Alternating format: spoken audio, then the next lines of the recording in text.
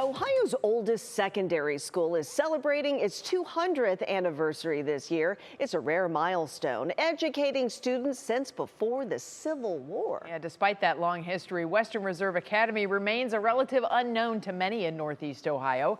Boarding schools are less common outside New England and the South. And tonight, Education Station reporter Danielle Wiggins takes us inside to show what life is like when students live where they learn. People believe that boarding school is either for only the elite, or they believe it's for students who have misbehaved and need to be reformed, or a school for students whose parents don't want them.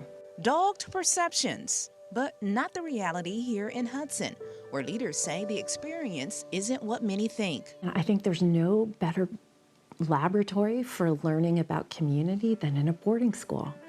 When you have to share a sink when you're brushing your teeth at night with someone who has a different perspective than you have to learn how to get along. A lesson as important today as it was in 1826, when Connecticut settlers founded the school in the Ohio wilderness. Western Reserve began as both a college and a prep school, until 1882, when the college moved to Cleveland, becoming what we know today as Case Western Reserve University.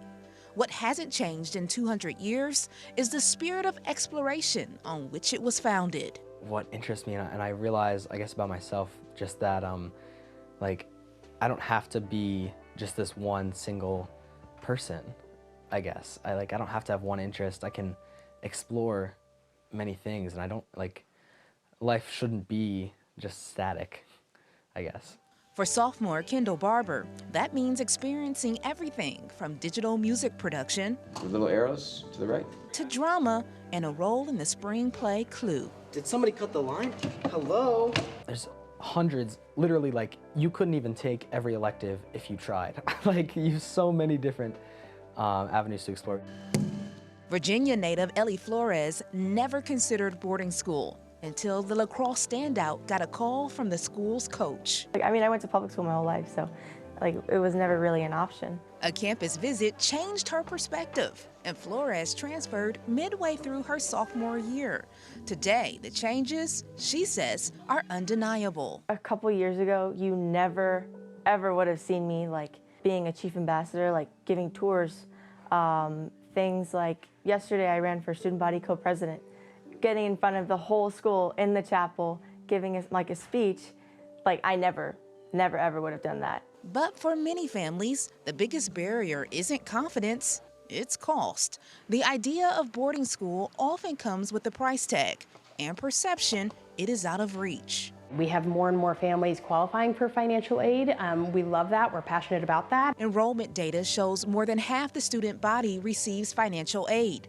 Barber is a scholarship recipient, his award given to students who show leadership and ambition. And who also come from smaller rural areas, sort of looking for those small pockets of excellence in the middle of the woods. And I applied for that, and I got it, thankfully. I definitely would not be able to be here if it weren't for that scholarship. So I'm very thankful for that. That access central to the school's mission, opening the door to students from all backgrounds. And while the path to get here may look different for every student, the experience is designed to be the same for all, life-changing.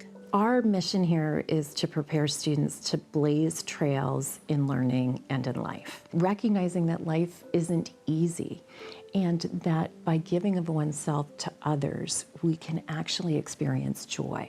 Danielle Wiggins, 3 News. There is more information about Western Reserve Academy on their website, including tuition, which currently is listed for the 2026-2027 school year as $80,000 with boarding tuition. Founders Day celebrations take place tomorrow and Saturday. That includes the Hudson Relays, in which teams from Western Reserve and Case will race from the school campus to the university campus in Cleveland. It's 26.2 miles. Isn't that an interesting coincidence? It's the length of a full marathon.